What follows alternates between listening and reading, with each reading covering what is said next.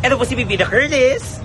Ako po si EA Guzman. At ako naman po si Bubay at kami po ay nag-invite sa inyo na makasaya sa aming show dyan sa Canada na DPWH! Dito po! Walang hate! Welcome lahat! Dyan. Kaya naman sa lahat ng mga kapuso natin dyan sa Canada, naku, magkita-kita po tayo sa April 18 Saan? sa Edmonton. At magkita-kita naman tayo on April 24. Saan naman yan? Toronto! Buy your tickets now kasi papunta na kami! Yeah, let's go! Ayun ba?